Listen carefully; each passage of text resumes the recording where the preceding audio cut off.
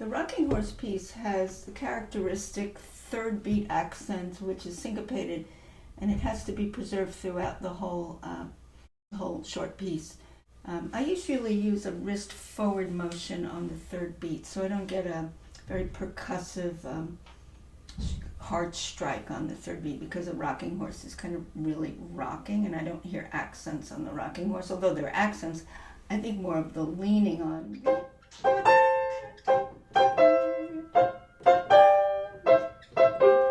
More of that.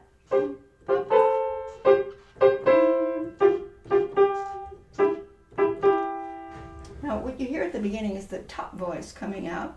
So I tell students to study the top voice of two voices, and then in the second four measures, he's going to flip the counterpoint or invert the two voices, and what you had on top will be now heard on the bottom. Now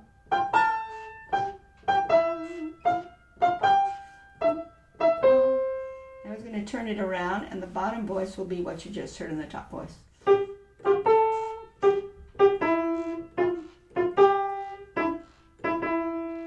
Put it together.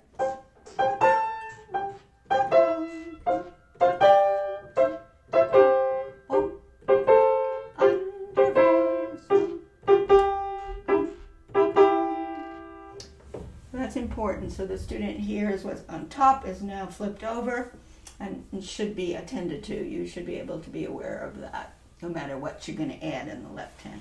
In the left hand, you have, as you notice, you have a lot of common tones. So you're not going to bring out the common tones, the moving notes.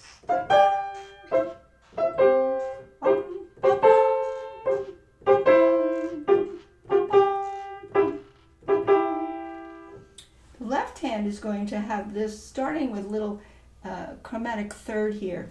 And the bottom voice is moving now. Now the top voice. You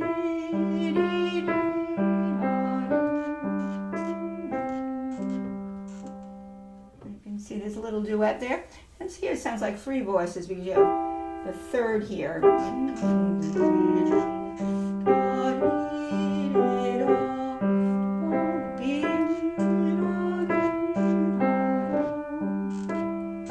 And there are no accents in the left hand. All of the accents for the rocking horse are in the right hand on the third beat. So that's also a coordination issue, where just because you're throwing an accent in this hand on the third beat doesn't mean the left hand on the third beat should be accented. So that's a coordination issue. It's easy to have both hands always doing the same thing, right? So you have to train yourself to.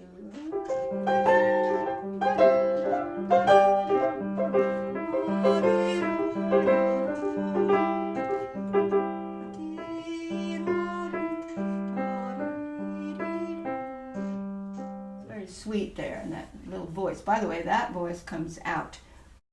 That middle voice you'll defer to that. At least I do when I get there, because it's a very sweet line.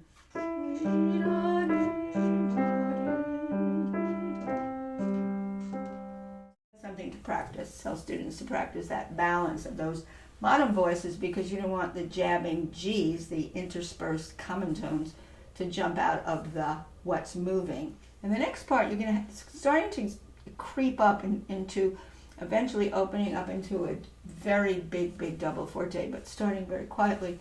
And the left hand is this little moving line. We're into F major for a moment because we have a B flat. So I hear this creeping line coming down.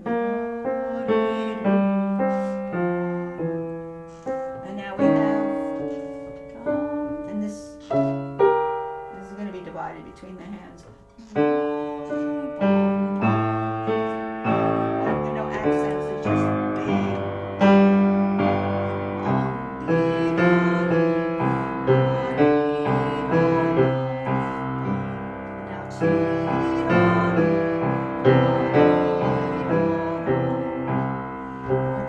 That all comes back from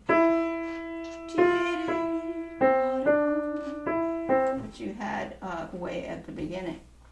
You can see that that's got to come out, because that little middle voice now becomes the whole bass line that before we deferred to as a middle voice. It is now coming out full-fledged, but still the right hand is doing it.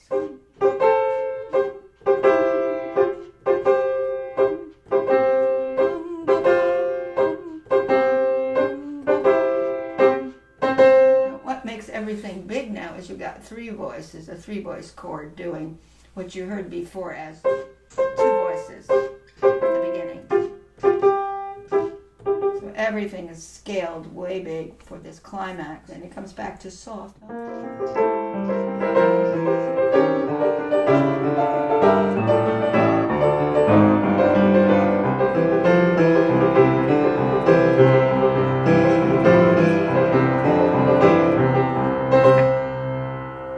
Gives you an idea of what's going on here. Quite tricky to play this well because you have to have a lot of control and you're jumping around, and I use old thumbs here.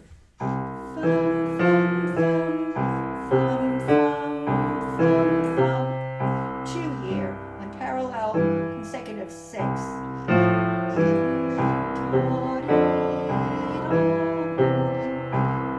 So you bring out that top voice of the sixth.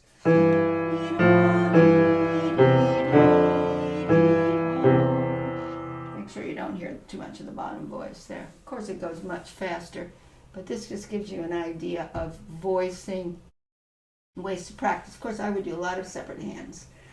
And when I do the separate hands, I need to voice in the chords upstairs. What am I bringing out? Am I bringing out the upper voice? Am I bringing out a lower voice? What's happening in the left hand when I'm, playing the upper voices? Am I still aware of what's happening in the middle voice while I'm doing this climax? I have to be aware of everything.